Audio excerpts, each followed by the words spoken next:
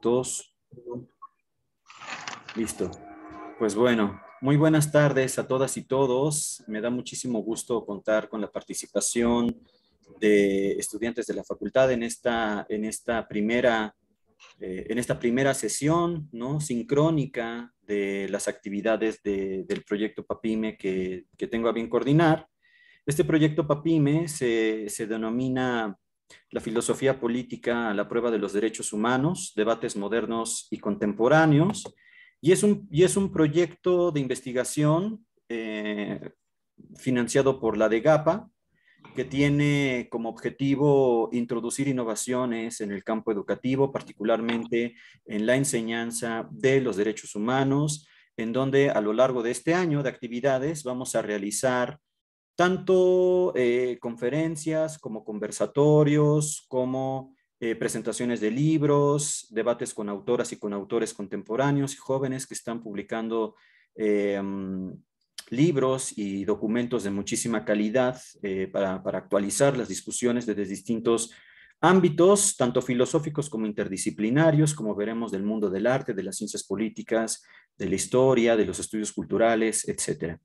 Y en ese sentido, este seminario pues se abre también a un rico diálogo, a un rico debate latinoamericano, con énfasis también en la búsqueda de interlocución en el Caribe, tan diverso como es, y por supuesto naturalmente en México.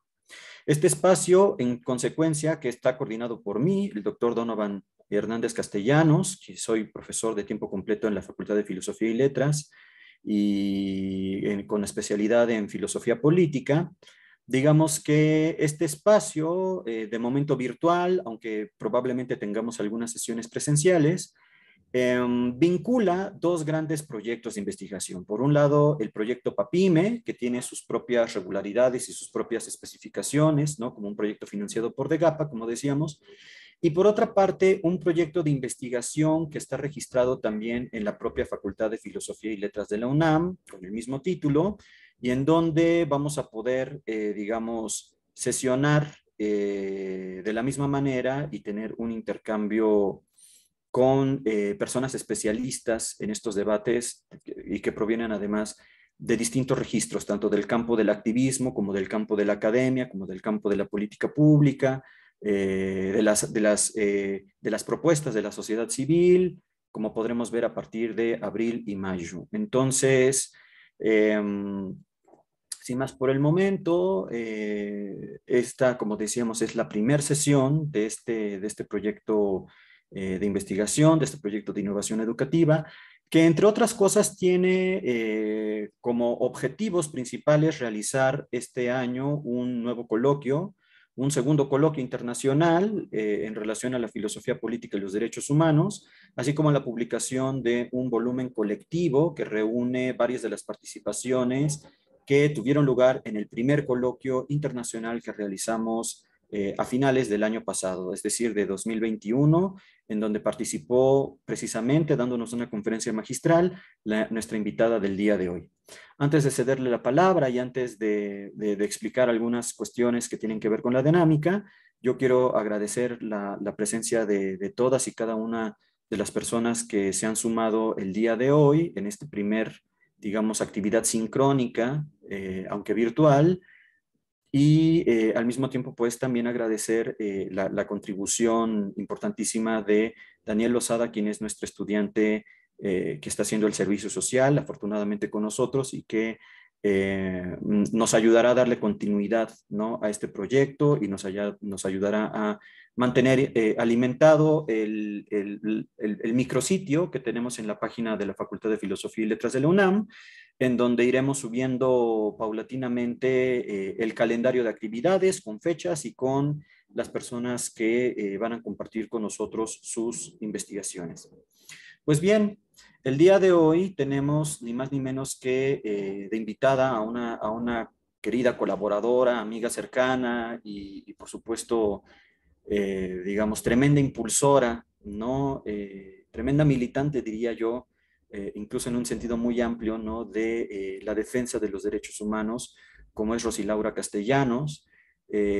Mariano, quien ha sido hasta hace poco directora de Cultura DH, un instituto de investigación en los estudios que tienen que ver con la cultura de los derechos humanos en México y en general en América Latina, quien cuenta con estudios de posgrado en la Universidad Simón Bolívar, si no mal recuerdo, de Ecuador, y que por su enorme trayectoria en el diseño de políticas que, digamos, atiendan adecuadamente, ¿no? Tanto desde los protocolos como desde la implementación y el carácter de la mediación, que es tan indispensable en estos rubros, en el ámbito de los derechos humanos, también ha sido consejera, ha sido integrante del Consejo de la Comisión Nacional de Derechos Humanos, de la CNDH, y actualmente es directora y preside la CENADE, que está encargada, ¿no? Como parte de la CNDH, de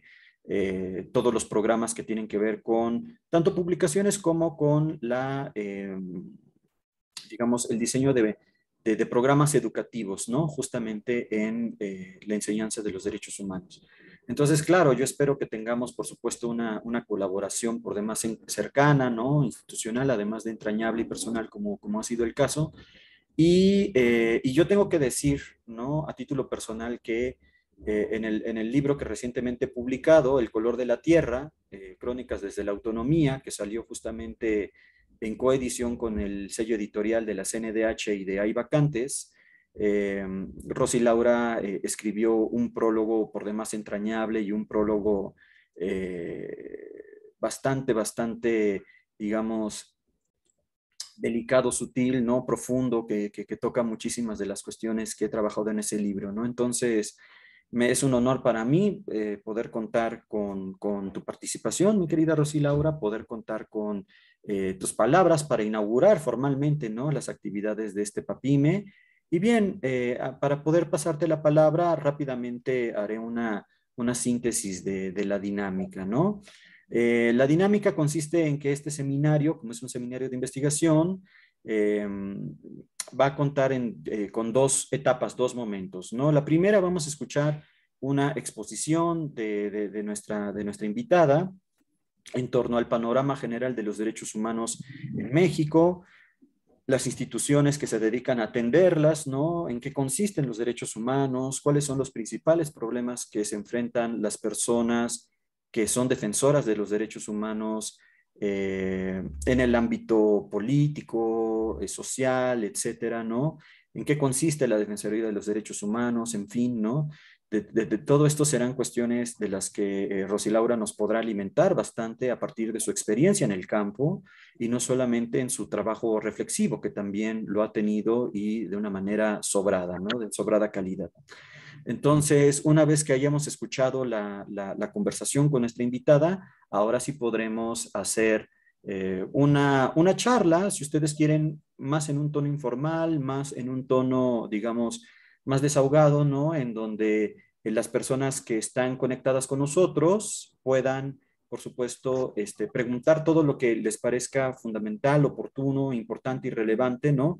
A nuestra invitada que tiene una experiencia enorme en esta materia y que sin duda nos podrá ofrecer muchísimas luces y mucho norte, ¿no? En relación a estas cuestiones. Pues bien, sin más, te cedo la palabra, mi querida amiga, y adelante. Muchísimas gracias.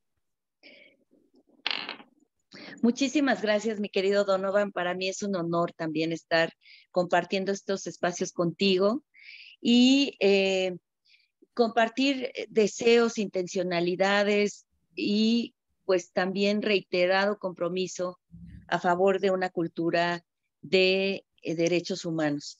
Y me parece que este tiempo que corre, cuando ya pensamos que tocamos fondo, pues vuelve a aparecer algo que nos vuelve a recordar que pues todavía hay mucho por hacer y que estamos viviendo tiempos a propósito del seminario que inicia hoy y que me parece también un honor poder compartir con ustedes algunas ideas sobre la experiencia, tanto en el campo teórico como práctico.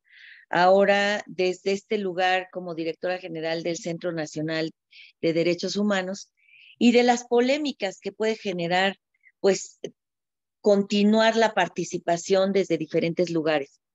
y no solamente como defensora de derechos humanos, sino como mujer, como eh, especialista en algunos temas, ¿cómo pueden causar polémicas estas decisiones en medio de una coyuntura donde hay una disputa que podemos decir ideológica entre lo que existe de la democracia y los derechos humanos actualmente en nuestro país?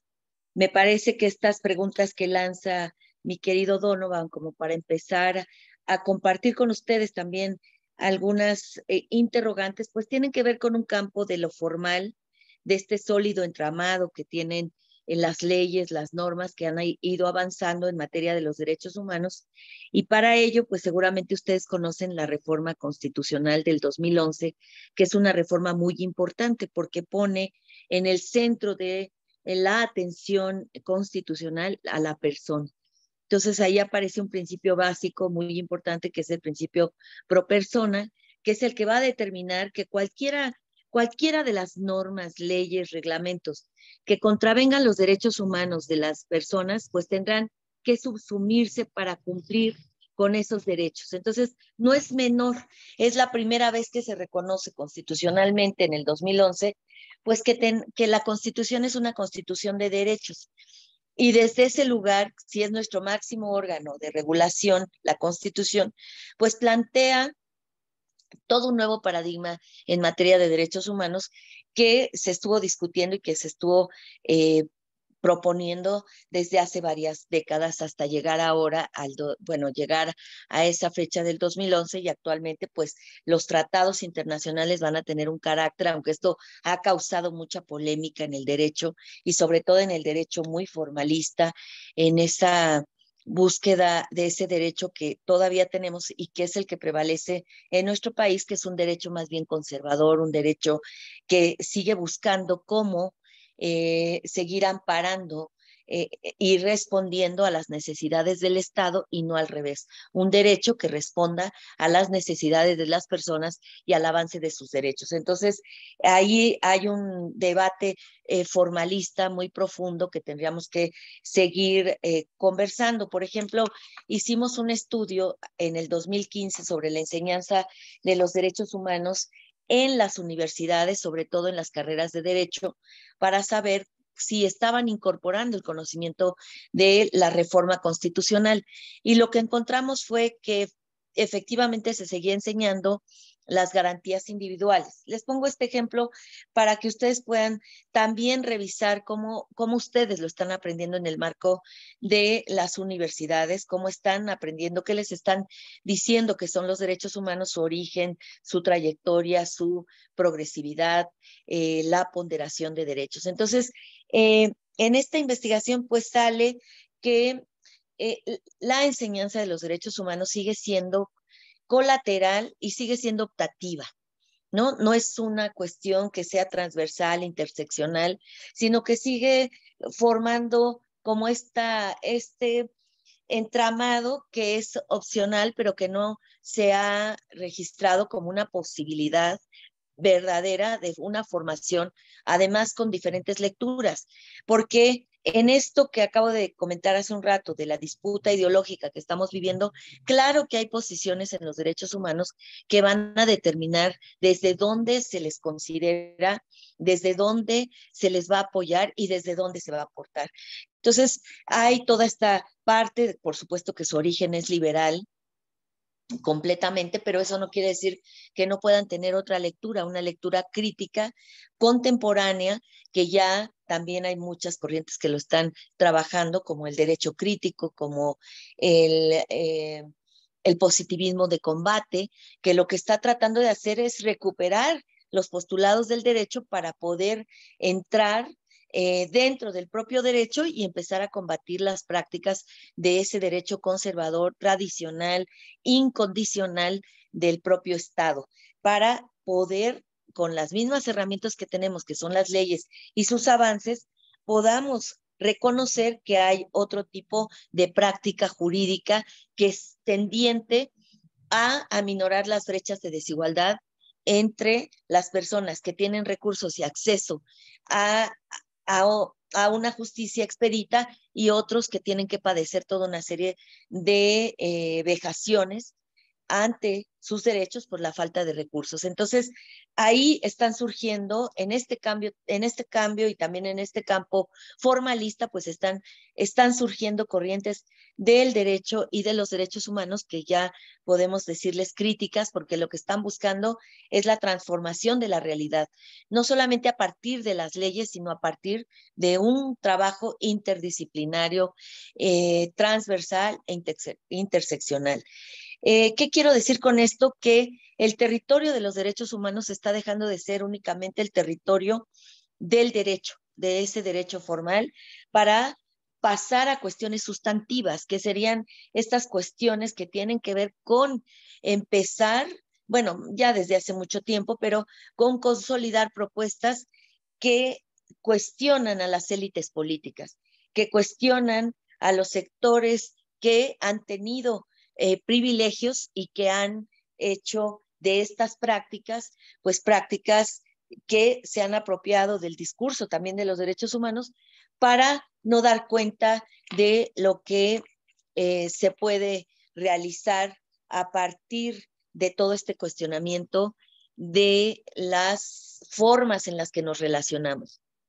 Entonces, también esta otra parte sustantiva de cuestionar las estructuras de poder, pues han permitido que los derechos humanos tengan un impulso entre aquellos que nos interesa y aquellas personas que nos interesa posicionar otro tipo de discursos, porque sí, efectivamente en esta disputa, pues hay una idea liberal de los derechos humanos y otra idea que yo diría crítica, y en medio hay matices, hay varias, podemos hablar de otras dimensiones del derecho y de los derechos humanos, pero yo quisiera dejar muy marcada esta consideración de lo que cruza dentro de esto, de la democracia, las disputas ideológicas y los derechos humanos, que es todo lo que ustedes van a ver a lo largo de estos seminarios y a lo largo de los coloquios que se vayan organizando.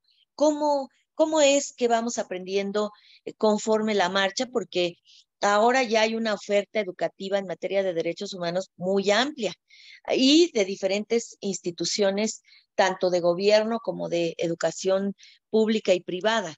Pero cuando yo me formé eran seminarios abiertos, eran discusiones en las que se convocaba para quien quisiera asistir, y que una de las pioneras pues siempre ha sido la UNAM.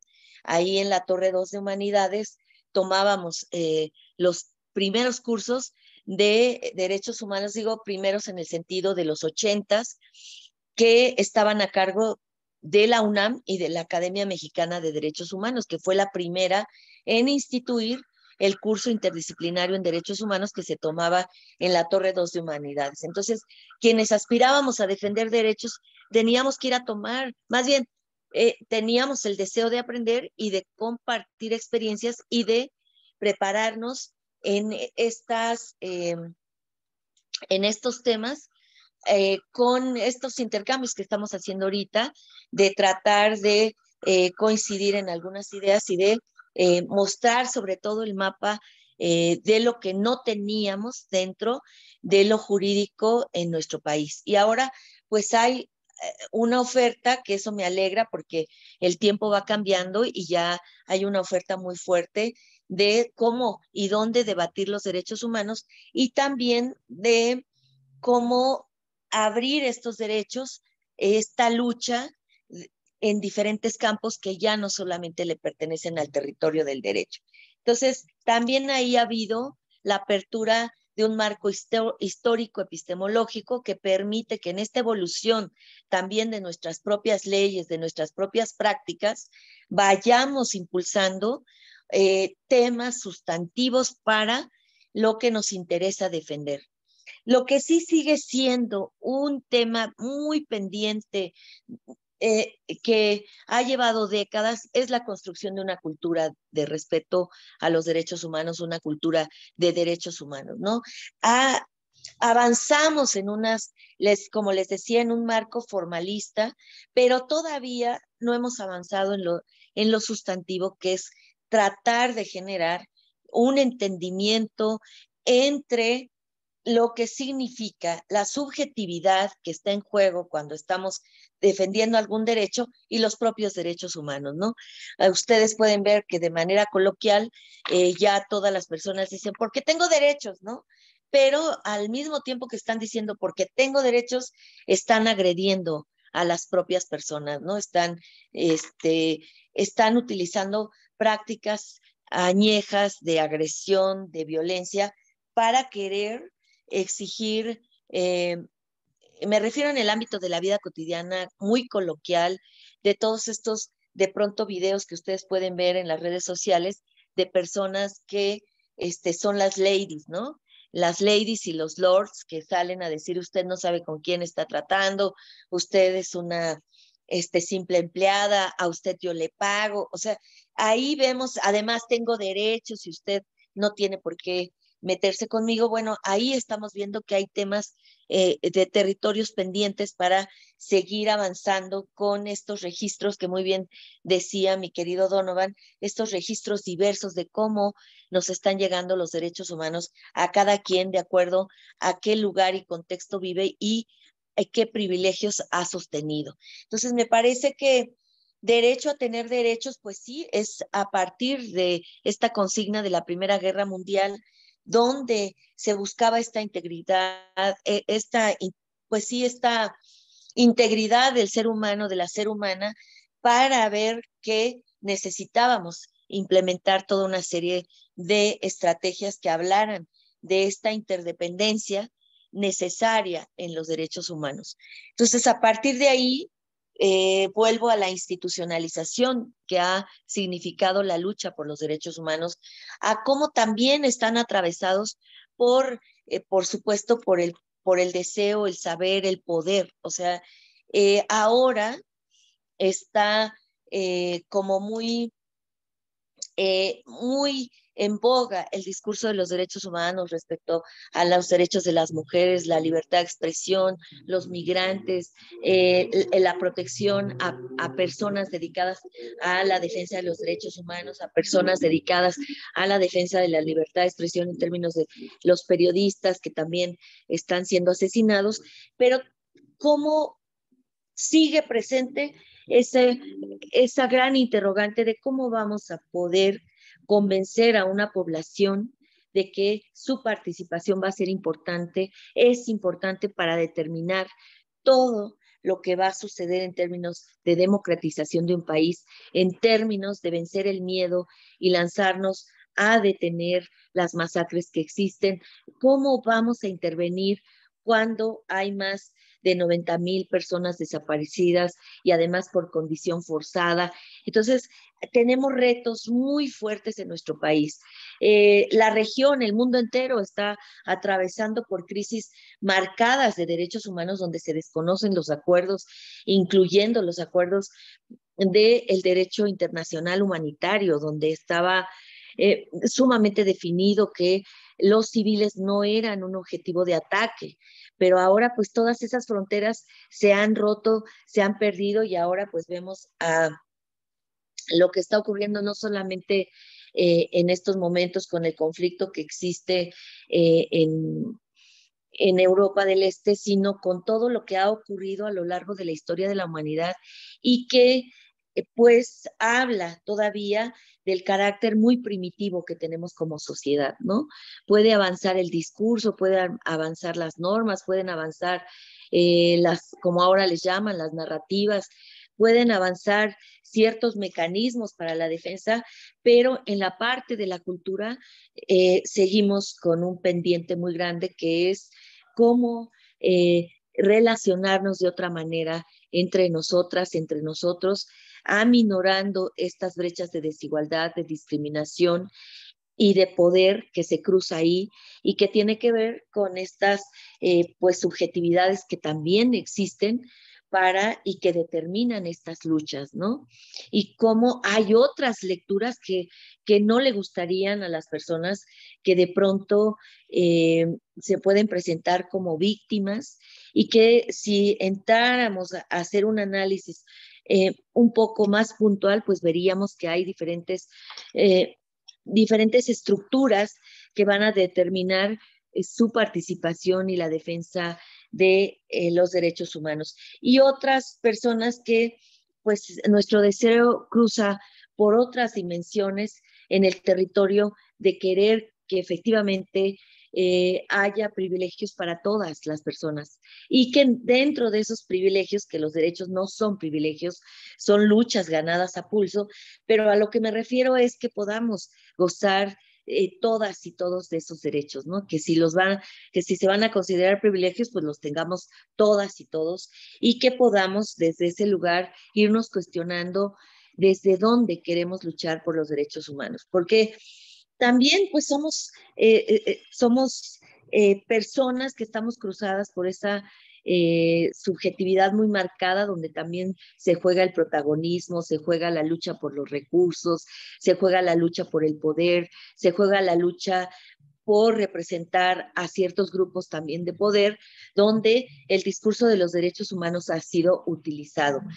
Y también donde se han duplicado muchísimas instituciones que han permitido que esa atomización de las instituciones que defienden derechos humanos, pues lo que han provocado es precisamente también la atomización en la representación y en la defensa de los derechos humanos. Entonces, eso, lejos de abonar, pues ha dividido las luchas y entonces ahora no se comprende muy bien cómo esta lucha tiene que ser generalizada en términos de reivindicaciones comunes, porque lo que queremos es que haya un país y un planeta mejor y no estar como erigiendo estos temas como si fueran aparte la lucha de las mujeres, de las personas indígenas, de los pueblos indígenas o de los pueblos afrodescendientes o de la lucha de las personas de la diversidad sexual, en fin, que de pronto cada quien va por sus intereses particulares, pero que uno de los grandes retos que yo creo que tenemos ahora es cómo unir esas luchas y saber que tenemos muchas cosas en común que seguir reivindicando, porque todo mundo quiere derecho a la salud, todo mundo quiere derecho a la vivienda, a un trabajo digno, a un salario digno, pero ¿qué de todas esas luchas va a detonar una gran lucha que nos permita unir los esfuerzos para generar una articulación entre la sociedad civil y los sectores de poder y las exigencias que podemos ir haciendo desde este compartir causas comunes, aunque haya particularidades? Yo sé que esto puede ser muy polémico, sobre todo con mis queridas amigas feministas, de cómo ha costado que la lucha de las mujeres se haga visible. Sin embargo, sí me parece que estamos en un buen momento, dadas las características que tiene nuestro país y el tiempo que corre en el mundo, de empezar a preguntarnos cómo queremos unir estos esfuerzos para hacer un empuje mucho más amplio, mucho más fuerte de nuestras reivindicaciones, sí como mujeres, sí con todo el cuestionamiento, como ya suena hasta panfletario, todo el cuestionamiento al patriarcado, pero con una causa en común que sea este cuestionamiento que no se nos puede olvidar de las de estas luchas ideológicas y de dónde queremos ubicarnos para que haya cambios estructurales. Y esos cambios estructurales pues tienen que ver con la distribución de la riqueza, tiene que ver con la democracia, de quién decide qué, y tiene que ver también con esta posibilidad de transformaciones culturales. Entonces, sí me parece que ahí hay grandes retos y que por supuesto nuestro país sigue teniendo varias deudas en materia de derechos humanos en los diferentes campos. No digo que América Latina o el resto de América Latina no tenga también las mismas problemáticas. Sí las tiene y hay quien me dice, bueno, pero es que nuestro país tiene, imagínate las dimensiones que tiene.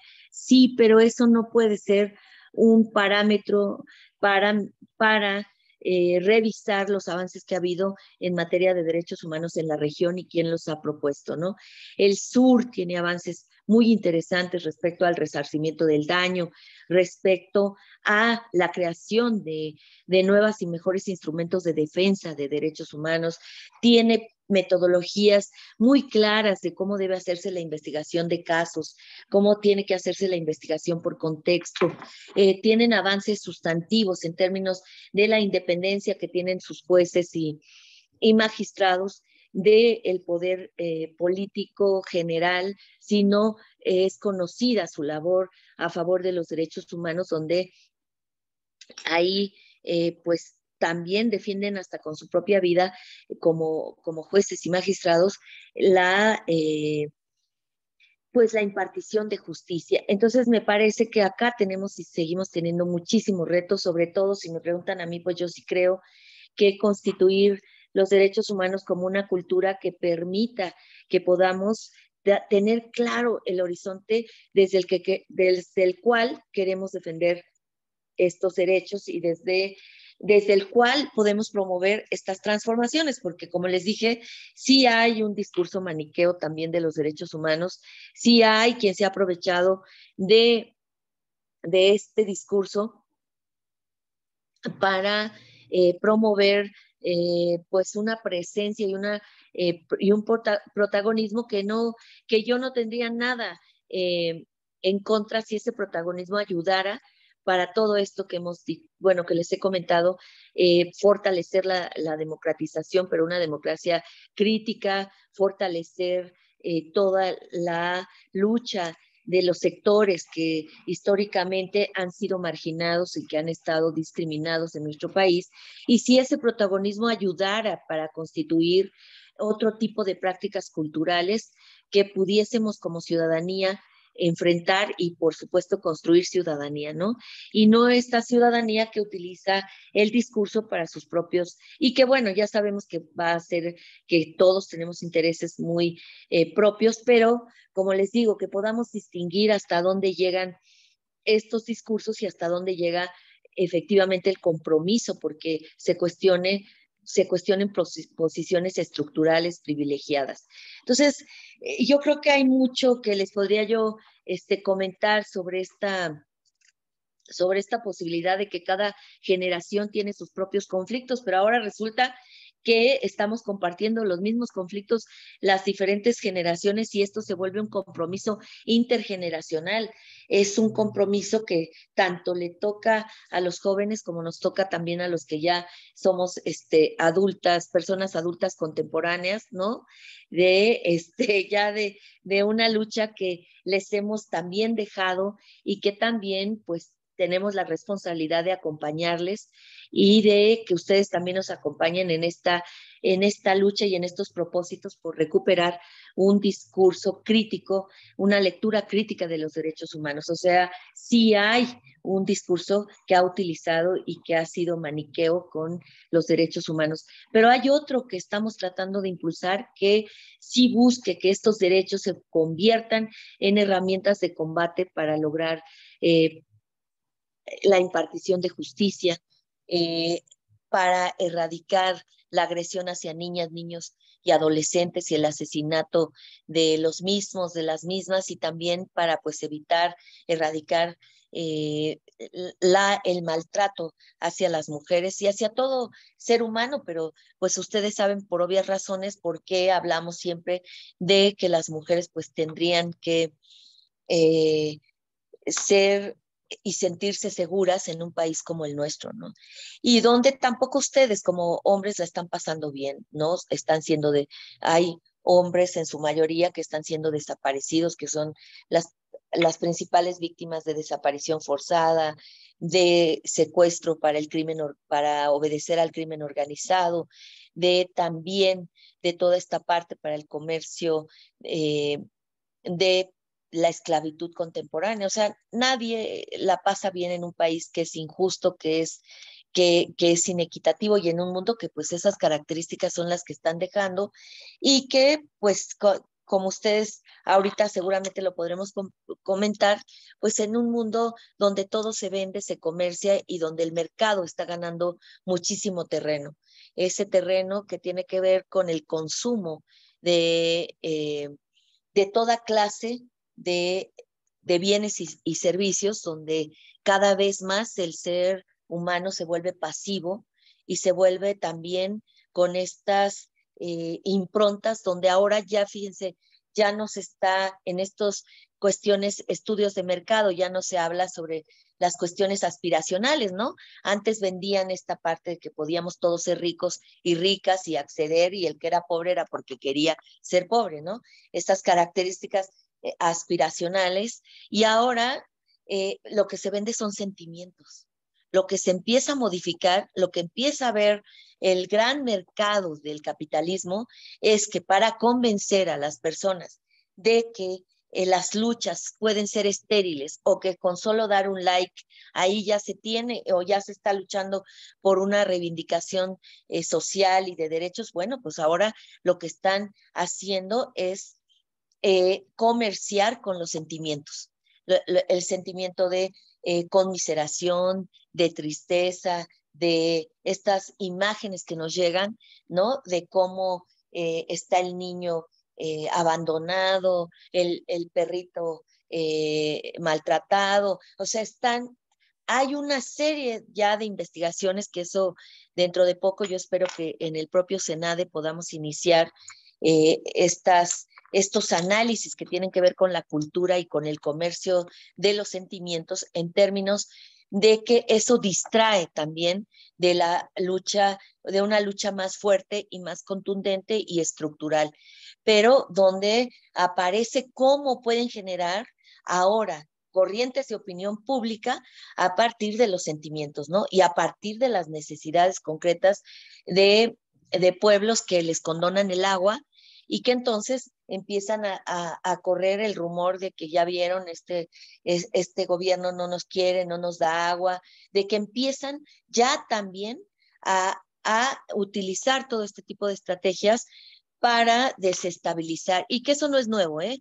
Yo estuve como observadora de los acuerdos de paz en Guatemala, y fue el primer laboratorio de tortura psicológica y de nuevas experimentaciones en términos de esto que estamos ahorita comentando, ¿no? Cómo el rumor puede llegar a convertirse en un arma mortal, y cómo tiene que ver, por ejemplo, en Guatemala se utilizaron mucho, pero muchísimo los linchamientos para desestabilizar a los gobiernos locales o para la entrega de pueblos completos. Así es que hay mucho que seguir conversando, hay mucho por hacer, y sobre todo encontrar líneas de investigación que no son las líneas de investigación comunes como ha habido y que debe seguir habiendo entre, por ejemplo, las brechas de desigualdad entre hombres y mujeres. Por supuesto que hay mucho todavía que decir sobre el sistema de cuidados, etcétera. Pero también hay mucho que decir sobre las corrientes de pensamiento que están propiciando ahora esta inmovilidad, pero con una aparente movilización.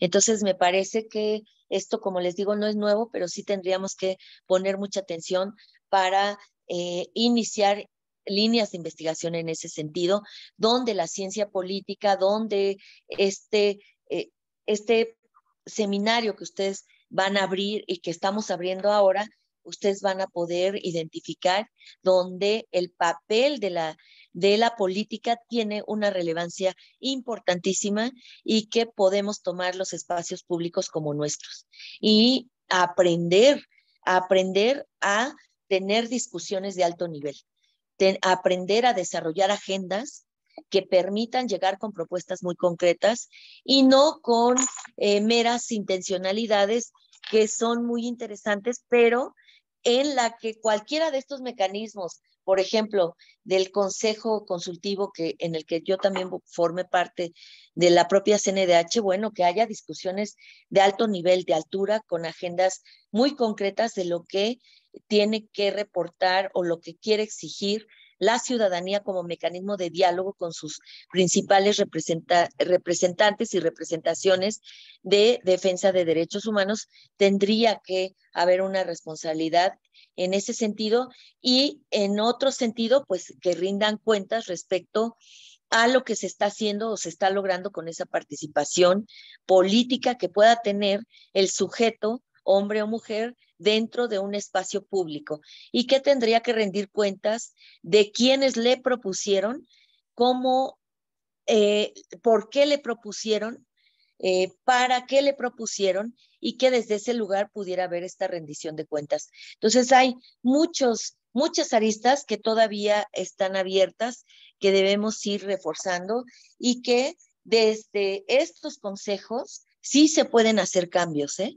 Yo lo viví, sí puede haber una responsabilidad mutua entre la institución y los consejos para lograr cambios. Lo que pasa es que actualmente los consejos solamente se han tomado como mecanismos de protagonismo, que yo diría de un protagonismo estéril, donde no se llega con una representación legitimada por quien haya propuesto a esa persona, sino que esa persona después llega como en un carácter individual, personal, y lo que llega a decir, pues es lo que cree que se tendría que estar haciendo, pero no lo que se construye a partir de una voluntad colectiva a la cual rendirle cuentas porque estás representando de algún modo a la sociedad en ese tipo de consejos. Entonces, yo creo que hay varias lecturas que hacer actualmente de la realidad y temas que siguen vigentes y que no hemos podido responder y aminorar el impacto que tiene y sobre todo en ese impacto cultural de lo que podemos ver con lo que sucedió en Querétaro, ¿no? Más allá de que puede haber crimen organizado involucrado, la hazaña, la violencia, la agresividad que se vivió, pues eso tiene que ver con las construcciones culturales que estamos haciendo actualmente en nuestro país. Y tiene que ver, por supuesto, con una sociedad netamente machista. Para mí, eso que sucede en Querétaro, como lo que sucede con las ejecuciones, tiene que ver con un modo de pensar y de ver la vida y la realidad que tiene representado en la hegemonía masculina. Esa hegemonía masculina que tiene sus expresiones máximas en la agresión y en la violencia salvaje y muy primitiva. Y ahí es donde tenemos que intervenir la realidad en la vida cotidiana. En la vida cotidiana aparecen muchísimos ejemplos de lo que está ocurriendo en lo macro y de cómo se vive en lo micro. Y eso pues no es nuevo, ustedes seguramente lo han analizado, pero sí creo que son intersticios donde tenemos que entrar, donde tenemos que meternos a poner nombre a lo que estamos observando en esta cultura contemporánea que estamos viviendo en México con una franca crisis en derechos humanos y un deterioro cultural que habla de lo primitivo que podemos ser en la cultura mexicana. Pues yo lo dejaría hasta ahí y que pudiéramos pues entrar a esta conversación de café entre cuates, porque pues sí, podemos aquí seguir conversando. Al fin, somos pocos, pero bien peinados. Muy bien, muchísimas gracias, mi querida Rosy Laura. Yo creo que pone sobre la mesa varios puntos que me parecen fundamentales en realidad, ¿no? Y además de que yo doy fe de esto que tú mencionas, ¿no? Yo recuerdo que cuando estabas como consejera, habíamos construido una agenda, ¿no? Como parte del Consejo Académico de Cultura DH y fue una construcción colectiva, ¿no? Donde participaron incluso personas con una expertise de Argentina, de Colombia, de otras partes, ¿no? De América Latina en Exacto, general sí. y que siempre consultabas, ¿no? Justamente un poco, diríamos hoy con las bases, ¿no? Consultabas como las medidas, rendías cuenta. A mí me parecía una actividad verdaderamente, no sé cómo decirlo, un nivel de desgaste con el que tenías que lidiar tal vez, ¿no? Que me parecía impresionante, pero que me parece que responde justo a estos criterios de ética, ¿no? Que mencionas y que tiene que tener cualquier persona que es representante en general de la sociedad, ¿no? Se tiene que rendir cuentas y pienso que eso es un ejercicio de construcción colectiva también de agenda, ¿no? Que me parece absolutamente fundamental, ¿no? Entonces, esto que tú planteas, ¿no? De tener un diálogo entre academia, entre activismo, entre instituciones, ¿no? Por mencionar solo tres actores que están implicados, ¿no? En esta tremenda cuestión de impacto social, político, económico, moral, ético, etcétera. Me parece que es una de las cuestiones que tiene trabajando este seminario, ¿no? Justamente un poco la necesidad de sacar a la Facultad de Filosofía fuera de la facultad, ¿no? Esto es ponernos a jugar en el terreno en donde las cosas importan ahora, que tiene que ver justo con la vida cotidiana, que tiene que ver justo con el hecho de pensar las violencias contemporáneas y de las que vamos a poder hablar más adelante, ¿no? Me resultó muy interesante esto que mencionabas sobre tu experiencia en Guatemala. Tal vez te pediríamos que si puedes ampliar un poco más porque vamos a tener tal vez para el mes de junio, estamos en espera de que se confirme esto, a Álvaro Montenegro, que también es un activista defensor de derechos humanos en Guatemala en particular, ¿no? En Centroamérica, que nos va a poder dar un mapeo, ¿no? Acerca de un poco cuáles han sido los procesos que han tenido después de esta especie de guerra sucia, ¿no? Que han tenido a partir de los golpes de Estado, de las dictaduras y, digamos, como la manera en que esto ha impactado en la vida de las poblaciones indígenas en particular, ¿no? Eso es algo de lo que hablaremos más o menos. Lo lanzo, pero todavía tenemos que confirmar como las fechas puntualmente. Sería como para principios de junio, me parece, ¿no? Entonces, pues como pueden ver, es un arco, ¿no? Qué bueno, sí. Bien importante que vamos a tratar de atender en la medida de lo posible, ¿no? Entonces, bueno, para no robarme yo los micrófonos y la interlocución con Rosy Laura, me gustaría que si alguien en el público quiere, pues no diría yo ni siquiera que público, las personas que participan, ¿no? Porque aquí no es como venir a ver un show, ¿no? Es un poquito como poderse integrar, plantear dudas, plantear preguntas que tal vez a partir de esta conversación, a partir de estas ideas, pues les vayan surgiendo y que es un buen momento, ¿no? Para aprovechar también, pues, la experiencia en el terreno eh, que tiene nuestra invitada el día de hoy. Si alguien quisiera participar, preguntar algo, introducirse a la conversación, ¿no? Es más que bienvenida y bienvenido. Adelante, Héctor, por favor. Hola, buenas tardes. Estaba pensando un punto que me llamó mucho la atención sobre los cambios estructurales, ¿no? Y cuál es la importancia de ello. Y mi pregunta sería en qué sentido o en qué dimensiones se piensan esos cambios estructurales, si solamente son como tal de derecho, es decir, legislativos, o estamos hablando justamente de que la sociedad eh, requiera ya un cambio estructural como tal y que a su vez eso influya en cómo entendemos la legislación. Y sobre todo pensando en esto último que se mencionó sobre los jueces y magistrados, ¿no? Y el papel que tienen justamente para desarrollar las leyes, ¿no? Y lo pienso también con respecto a mi contexto, que es la propia facultad. En la facultad justamente hay una tendencia de filosofía del derecho en la que justamente se piensa como de manera muy mecánica, ¿no? De manera muy lógica, como si siguiéramos un algoritmo, ¿no? Haces paso 1, paso 2, paso 3 y ya, ¿no? Y ya tienes el resultado, que es una buena convivencia social. Pero justamente yo creo que aquí tanto el cambio estructural y apelar justamente al papel de los jueces y magistrados como representantes de la voluntad del pueblo, pues también lleva a un problema, pero también a una apertura, ¿no? El problema, como lo mencionaban, era que ellos podían interpretar y que podían atribuirse facultades que no son. Pero por el otro lado está justamente eso, en que permite, el papel del juez y del magistrado permite justamente llevar a las leyes acorde a la voluntad general, ¿no? Y esa sería justamente mi pregunta en forma redonda. Si ese cambio estructural tendría que entrar justamente del pueblo, en relación justamente con, ya no tanto con lo legislativo, sino con los jueces y magistrados, y a su vez ellos modifiquen lo legislativo, o cómo sería la dinámica ahí. Creo que es una pregunta súper buena, ¿no? Y además muy importante que yo creo que nos hemos planteado muchas veces, ¿no? Que nos gustaría escuchar tu reflexión, mi querida Rosy Laura.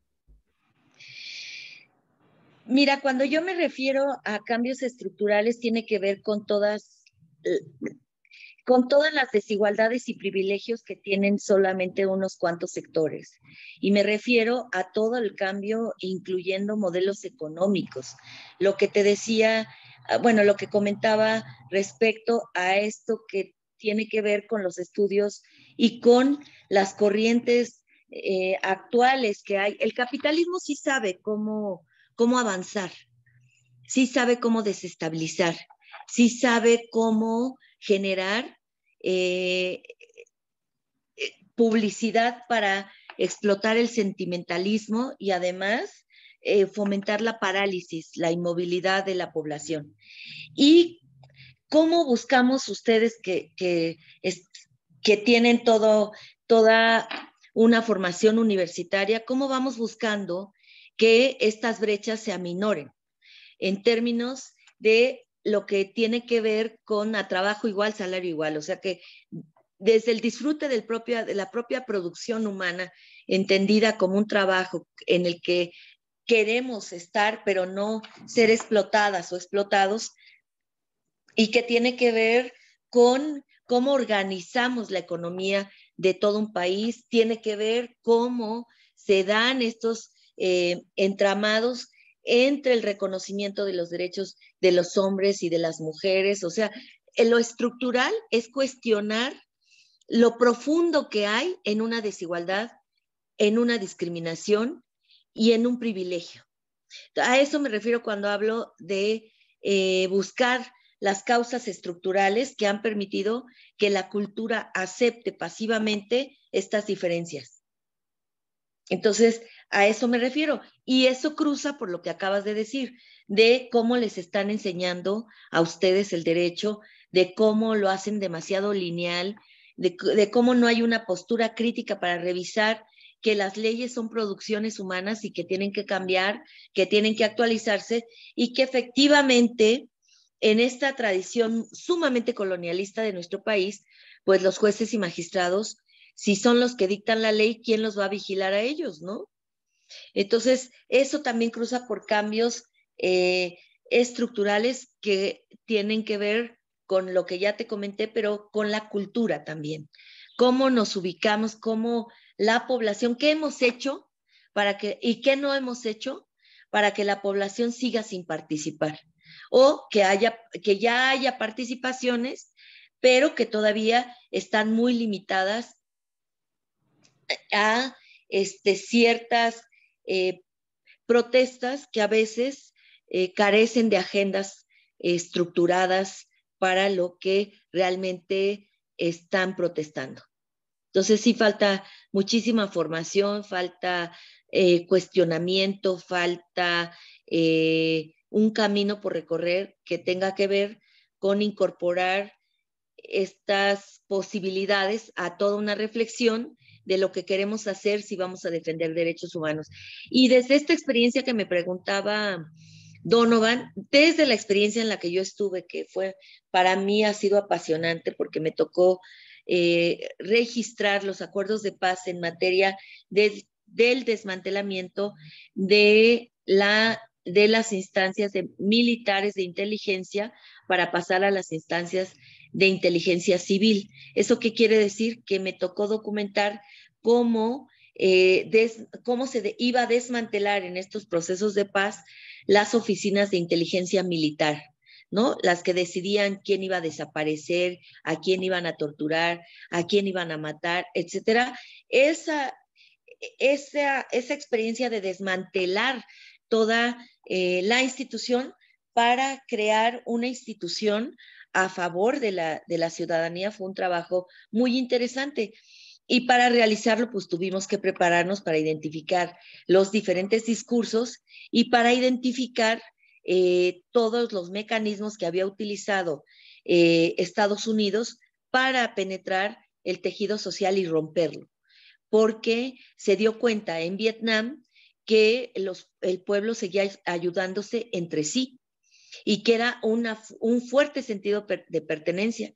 Lo mismo ocurría en Guatemala. El fuerte sentido de pertenencia de los pueblos indígenas fue lo que provocó digamos, el que hubiera estas prácticas de tierra arrasada, ¿no? Que es algo que estamos viviendo actualmente en México, pero que tiene que ver más con el narco que llega a arrasar poblaciones completas. Bueno, en la guerra en Guatemala llegaba a arrasar pueblos completos, pero para que no tuvieran relación ni protección dada a los guerrilleros, y cuando los pueblos pues estuvieron en medio, porque había pueblos que no, que no pertenecían a la lucha y sin embargo sabían que tenían que empezar a luchar porque se iba su vida de por medio. Entonces huían los pueblos completos, que eran los desplazados, ¿no? Ahí es donde surge esta categoría de desplazado por condiciones de la guerra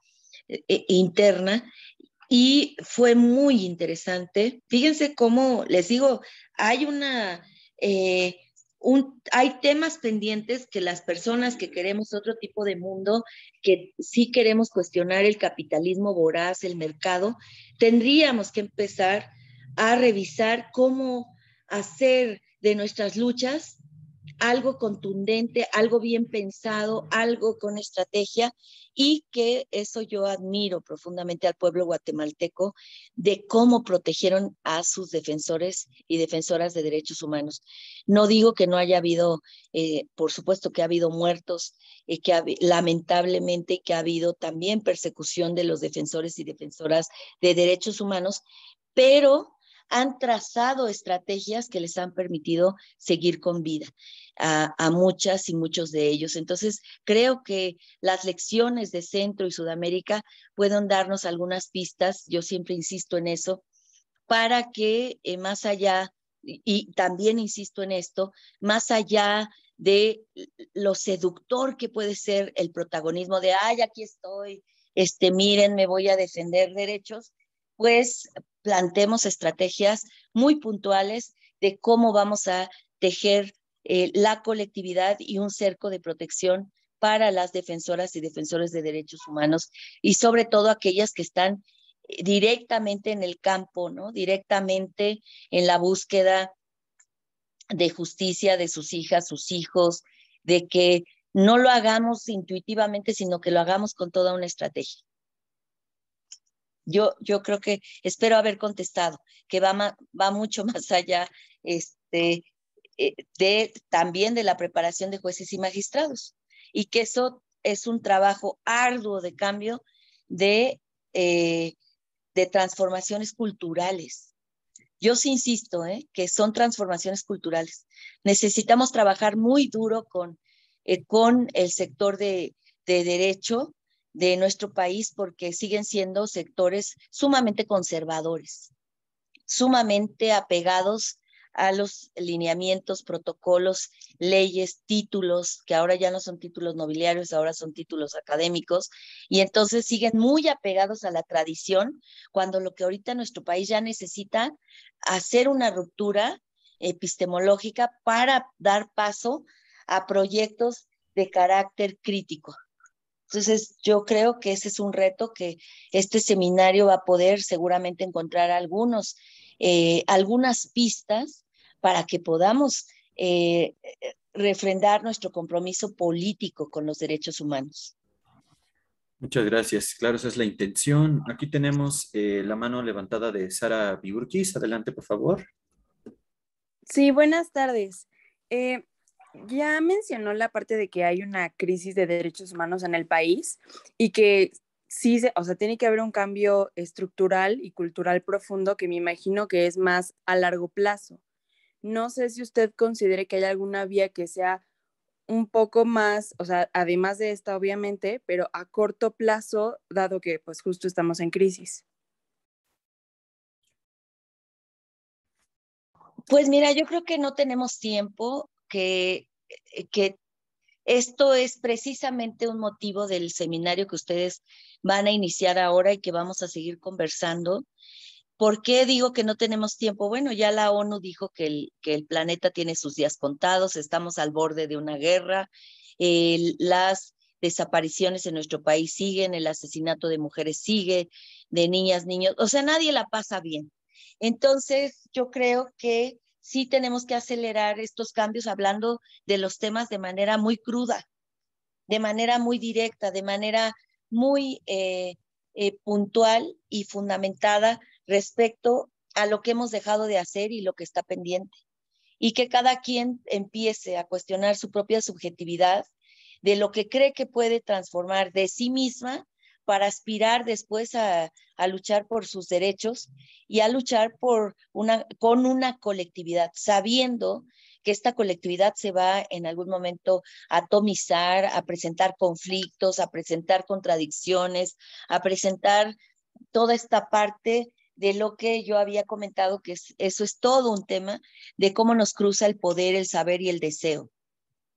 Y entonces, reconociendo eso, pues sí tenemos que ir trabajando con las posibilidades que tenemos de primero transformarnos nosotras mismas, si estamos en una posición de pronto de subordinación, de desvalorización, de tal, bueno, trabajar muy duro con ello para poder salir convencidas de que merecemos otro tipo de vida y que podamos a actuar desde ese lugar colectivamente donde ya nuestro deseo cruce por otras improntas que no tienen que ver con estar ocupando siempre el lugar protagónico o con queriendo solo llamar la atención, y también con nuestros colegas hombres o de la diversidad también, de cómo vamos a empatar agendas, pero desde este otro lugar donde vayamos construyendo las estrategias y el andamiaje pertinente para que podamos ir avanzando desde lo personal a lo colectivo y viceversa.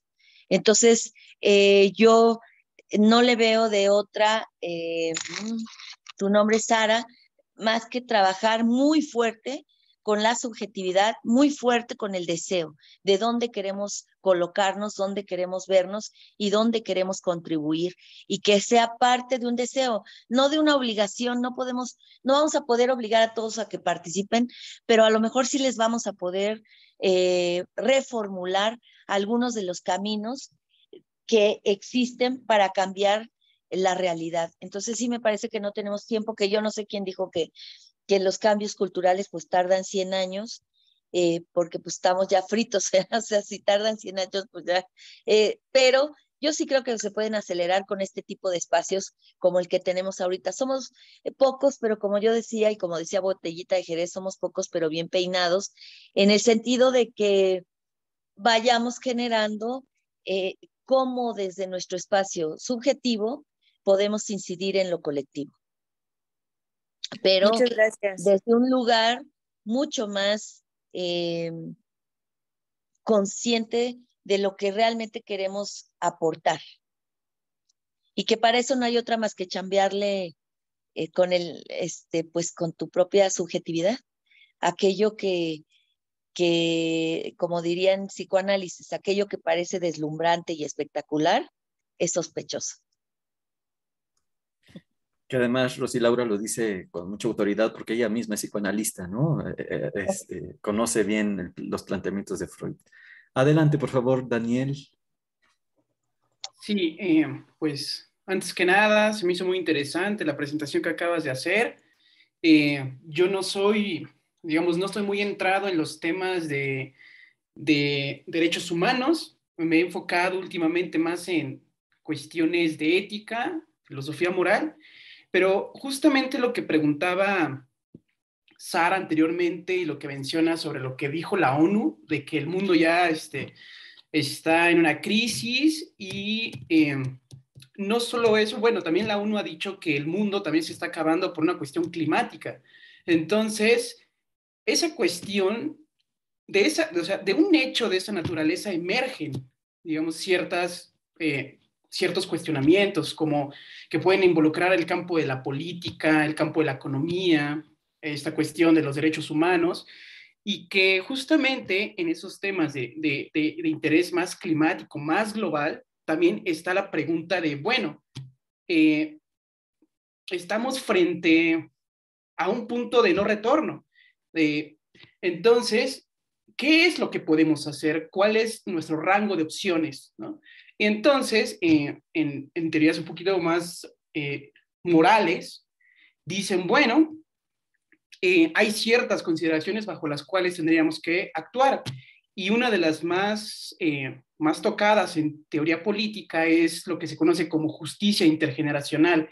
Y es básicamente la idea de que o sea, las acciones que hagamos ahora, si generamos un cambio a corto plazo, es posible que tengan un impacto para las personas futuras, ¿no? Las que van a nacer en las generaciones que siguen. Entonces, eso también tiene que ver con esto que mencionas de los derechos humanos, ¿no? Dado que esas personas que están por nacer también tendrán derechos, entonces la idea es que nosotros actualmente tengamos que hacer ciertas acciones, ¿no? En este caso, pues, reducir nuestras emisiones, un gran número de conductas individuales que, bueno, pues, se han mencionado mucho. Entonces, pues, es básicamente eso lo que quería mencionar.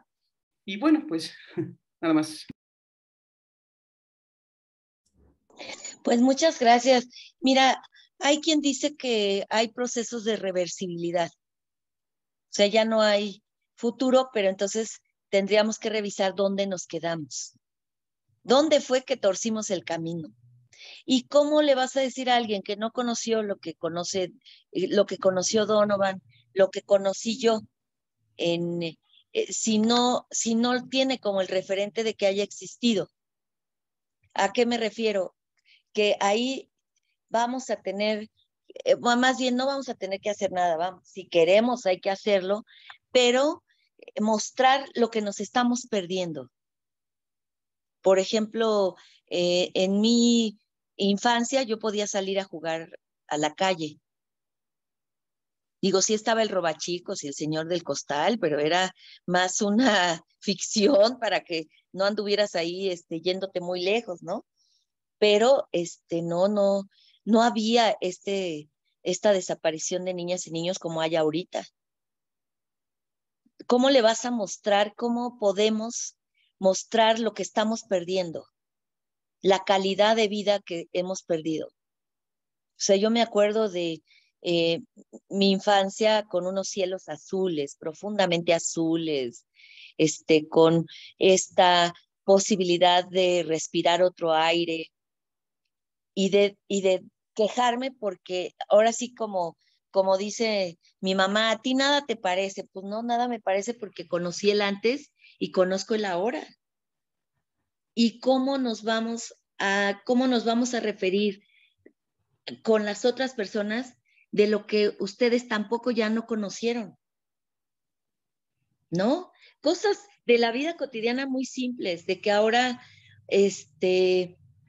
ahora compramos el yogur tipo griego porque es el más cercano a lo que nosotros estábamos acostumbrados, que ibas y comprabas tu yogur en la tienda y te lo daban en tu frasco, además de vidrio reciclado, porque ahí te lo daba el tendero y te decía, aquí tengo de este yogur, y sabía, le teníamos que poner fruta o algo, pero ahora ya está procesado. Eso tú ya, te aseguro, Daniel, que tú ya no lo viviste. Entonces, ¿cómo te comparto lo que te estás perdiendo? Y la responsabilidad que tenemos tú y yo con lo que viene y con lo que podríamos hacer. Porque la gente no lo extraña porque no lo conoció, no se lo imagina.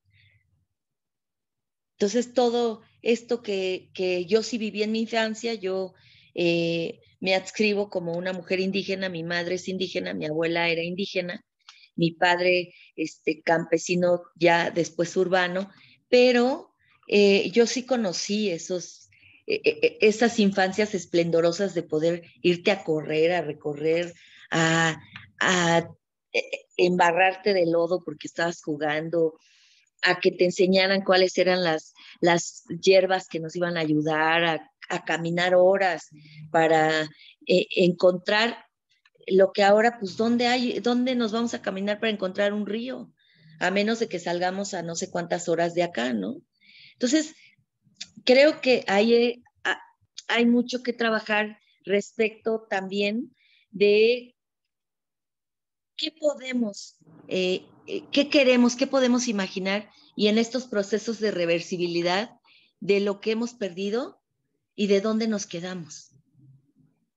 Para nosotros, digo, otro ejemplo te pongo, te digo, Donovan y todos ustedes son mucho más jóvenes que yo, pero pues en la infancia era que tenías tu camiseta, tu short, no necesitabas los cambios que ahora necesitamos, un pantalón casi diario. No, te llegabas, te ponías tu short, te quitabas tu uniforme de la escuela y tu playerita y te ibas a jugar así, y luego era como 2 o 3, como dicen ahora, bueno, no decían antes, ¿no? 2 o 3 mudas que te duraban un montón.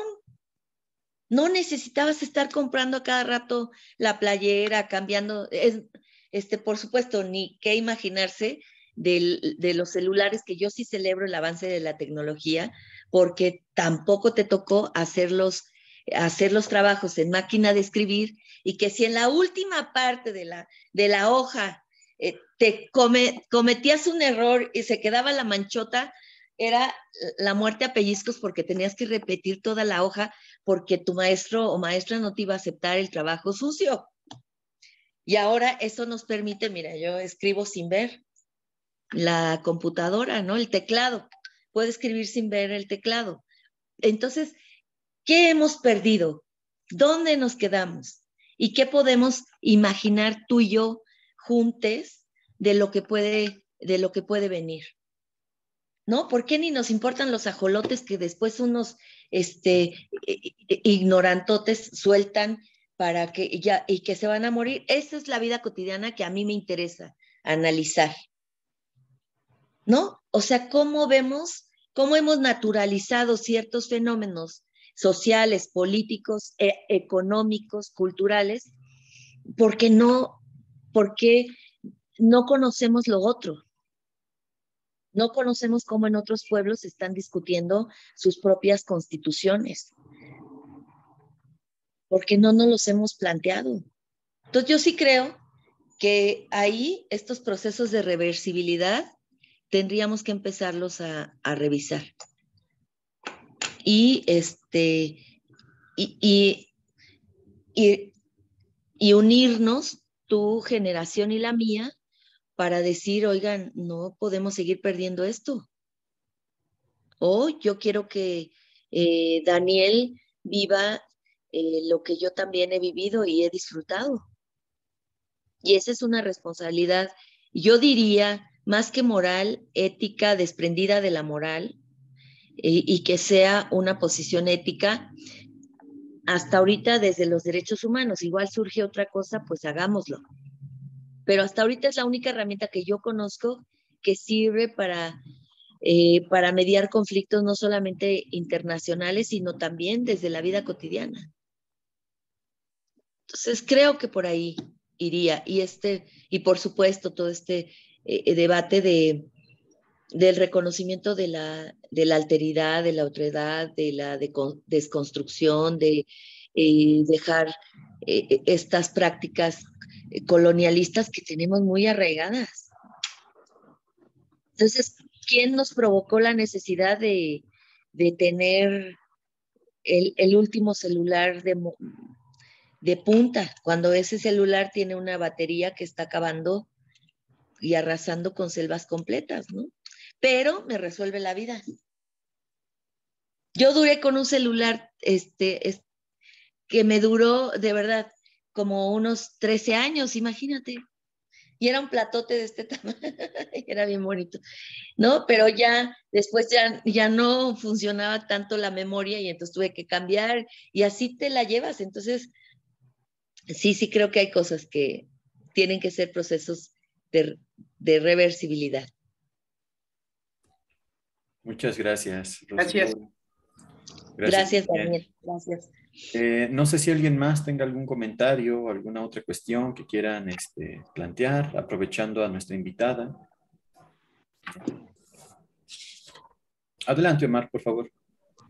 Sí, quería preguntarle a Rosy sobre cuál piensa ella que debería, no sé si debería, pero qué tipo de relación debería existir entre la academia y los y las defensoras de derechos humanos y las víctimas, ¿no? También de violaciones a derechos humanos, porque creo que sigue siendo un tema sin respuesta, ¿no? ¿Qué tipo de relación hay que establecer con esa banda para que no sea ni asistencialista ni eso, ¿no? Que sea una relación sana, fructífera, ¿no? Que ayude. Pues este seminario es un ejemplo. Y aquí tienes un docente de lujo que va a abrir estos caminos. No hay muchos docentes como Donovan que les interese acercarse a la sociedad civil. Acuérdense que también, como les dije, hay diferentes lecturas de los derechos humanos, así también de la academia. Hay una academia élite que no le interesa en lo absoluto si tú estás o no de acuerdo, si te está llegando. Y ahí están los opinadores, ¿eh? Aguas también con a quien escuchan, a quien, opinadores que nunca estuvieron en la lucha de los derechos humanos, pero que se subieron porque encontraron que en ese camino había un protagonismo que les podía presentar y dar una presencia pública fuerte. Sí los hay. Entonces, ¿cuál es ese camino? Pues el interés en términos de lo que seguramente van a estar revisando aquí en el seminario, que es toda la propuesta crítica. La propuesta crítica, la teoría crítica, significa transformar la realidad. No ir a explicar la realidad. O sea, qué chido, ¿no? Yo un día les cuento una anécdota, estaba con un grupo de amigas feministas, ¿no? Y una de ellas decía, no, y académica, y una académica fuerte, y dice, no, es que mi alumna se fue al pueblo, ¿no? El pueblo más pobre, y a ver, ay, vieran cuántas necesidades las mujeres están, ¿y qué hizo tu alumna? Le preguntamos. No, pues fue a documentar qué está pasando, ¿les parece poco? Sí. Sí nos parece poco, porque no se trata de ir a documentar y levantar y decir, ay, no, aquí están todas bien pobres, sino qué vamos a hacer no para empezar a decir, ay, no, yo voy a luchar por ellos, porque eso, se los digo de antemano y por experiencia propia, no funciona. Y desde el psicoanálisis, la primer resistencia que se van a encontrar es de las personas para cambiar y de las colectividades, y que además después les pueden dar la espalda, ¿eh? Cuando ustedes llegan con esta intención de, ay, ahora sí les voy a ayudar para cambiarles. ¿Quién sabe? Pero lo que sí pueden hacer es comprometerse con su propia práctica intelectual para que eso que ustedes quieren hacer, estudiar, analizar, dé no solamente cuenta de lo que está ocurriendo en ese fenómeno, sino de cuál sería la alternativa para transformar ese fenómeno.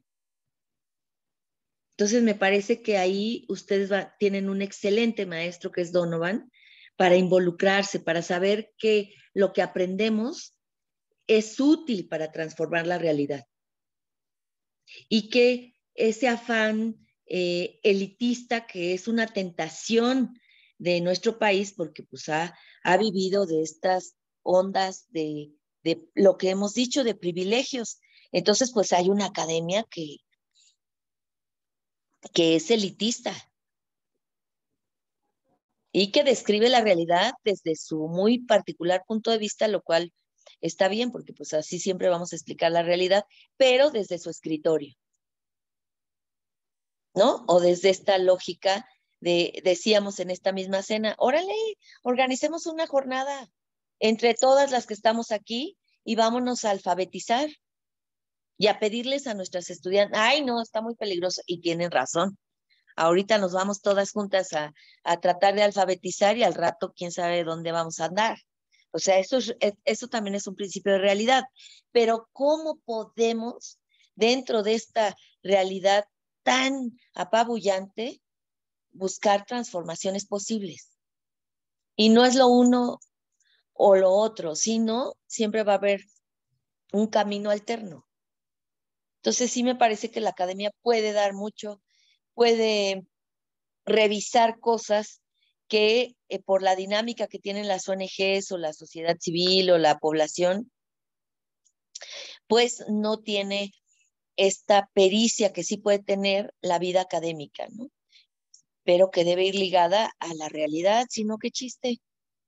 Y hay cosas que no necesariamente va a explicar del todo, porque también el conocimiento pues toma rumbos diferentes, pero a lo mejor en medio de esa búsqueda encontramos otra cosa que también nos es útil, ¿no?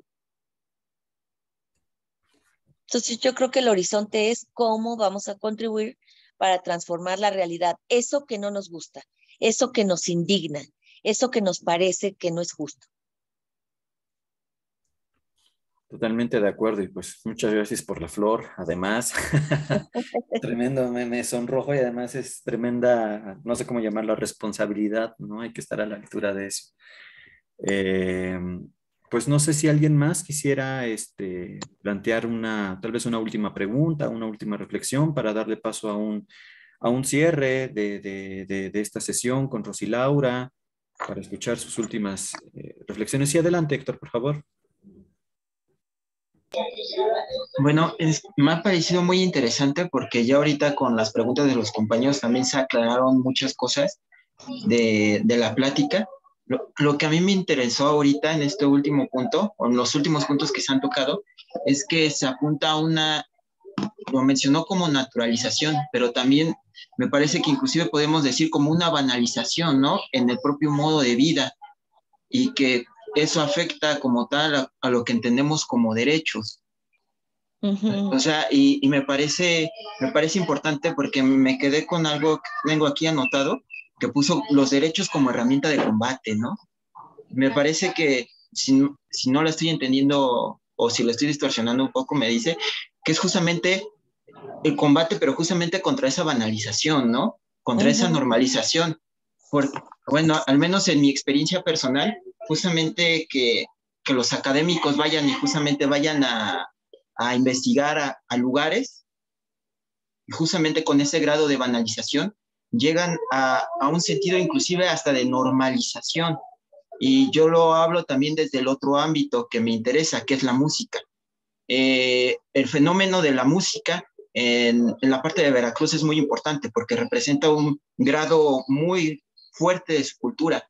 Y justamente que muchos de los citadinos fueran a normalizar y a decirles justamente qué era lo que estaban haciendo, hizo que ellos mismos tomaran el lenguaje de los que iban, es decir, que tomaran justamente la misma legislación o el mismo concepto que tenían y se olvidaran justamente de sus preocupaciones originales. Por lo general, el canto representa eso, ¿no? La expresión de las propias circunstancias.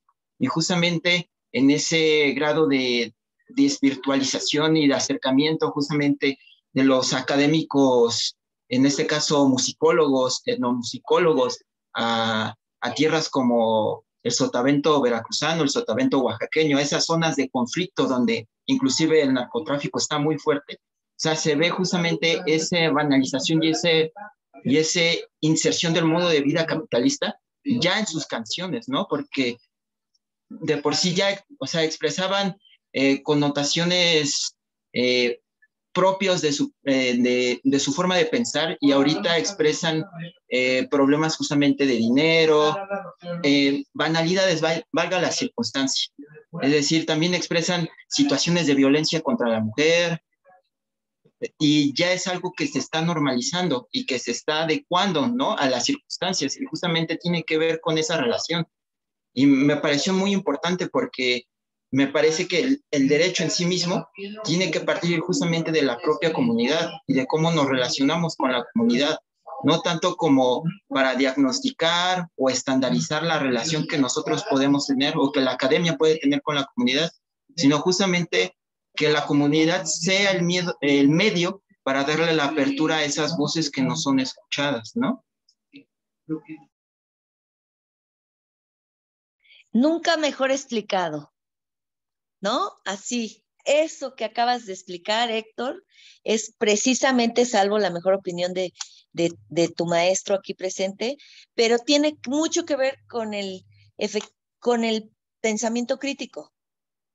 Estar como siempre alerta de lo que diría el pensamiento crítico, de revisar los bordes de la negatividad, en el sentido de lo que nadie quiere ver, de lo que nadie quiere saber, de lo que nadie quiere explorar, de lo que el propio Freud decía, ¿no? O sea, nadie quiere saber de la locura.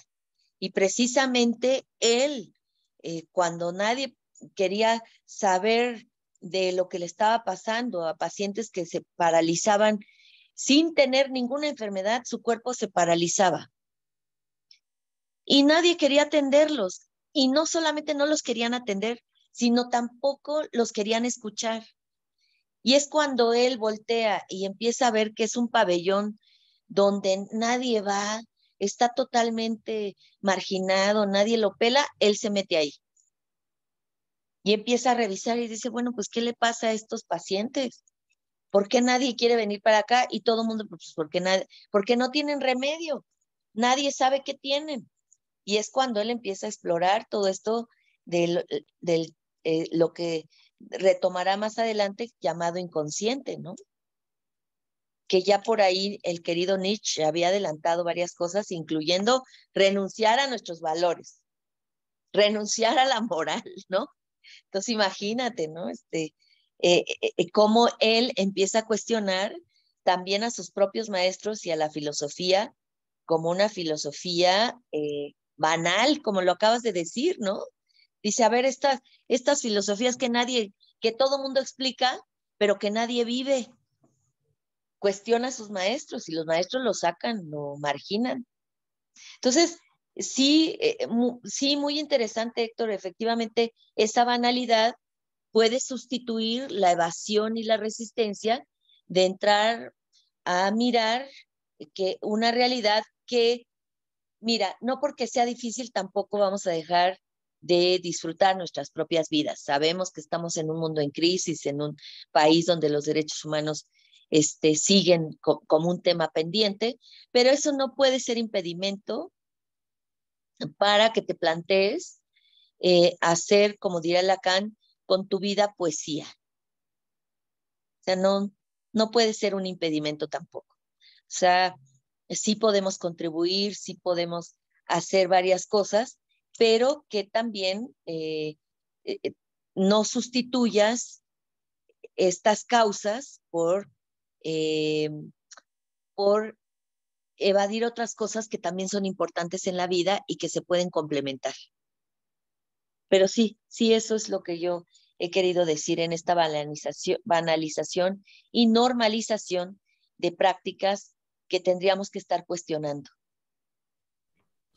Maravilloso, muchísimas gracias, mi querida Rosy Laura, muchísimas gracias por esta charla, ¿no? Por departir con nosotros, con nosotras, con nosotros, ¿no? Y por tener como, digamos, esta generosidad que te caracteriza, ¿no?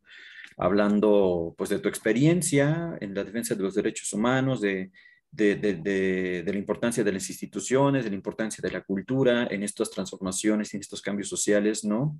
Y de la educación por ahí, ¿no? Es decir, nos dejas un recorrido que yo creo que es por demás potente, importante y que valdrá la pena como continuar trabajando y matizando a lo largo de las próximas sesiones de este seminario. Y hablando de ello, ¿no? Aprovechando el micrófono y haciendo un comercial, ¿no? Les puedo decir de las actividades que ya tenemos agendadas para el mes de abril. En el mes de abril, el miércoles 6 de abril, vamos a tener nuestra siguiente sesión del seminario con Sebastián Vargas, quien es un historiador y profesor en universidades colombianas, que va a hablarnos acerca de su reciente investigación sobre la relación entre las protestas sociales en México, en Chile y en Colombia, y, digamos, la cuestión del patrimonio público, ¿no? Esto es la cuestión de las estatuas, la cuestión de los edificios, la cuestión de, digamos, el patrimonio y el lugar de la manifestación y el lugar de la política, ¿no? Él se pregunta de una manera bien interesante por qué varias de estas manifestaciones inscriben preferentemente, ¿no? O identifican como uno de sus objetos, ¿no? De ejercicio, de acción, de intervención, precisamente las esculturas que tienen que ver con un pasado colonial o con la propia edificación patriarcal de la nación moderna, ¿no? Entonces, va a ser muy interesante, ¿no? Poder dialogar con el invitado, ¿no? Sebastián Vargas, de quien les estaré circulando un pequeño material que él me hizo llegar a partir de esta semana para que lo puedan leer las personas que estén interesadas en esto, ¿no? Yo creo que ahí hay muchísima tela de dónde cortar en relación con, por ejemplo, en el caso de México, que es el que él analiza, las manifestaciones feministas y las pintas del ángel y estas cuestiones, ¿no? Entonces es muy interesante ver cómo estos lugares públicos se convierten en lugares potenciales de protesta y de producción de signo, ¿no? De producción de sentido a partir de las propias manifestaciones de las colectivas y de las mujeres en México. En fin, eso por una parte. El lunes 18 de abril vamos a vestirnos de gala porque tenemos como invitada ni más ni menos que a Ileana Diegues, tremenda, formidable, fundamental, pensadora que ha hecho estudios sobre el performance y la violencia, la práctica de la violencia del narcotráfico en México.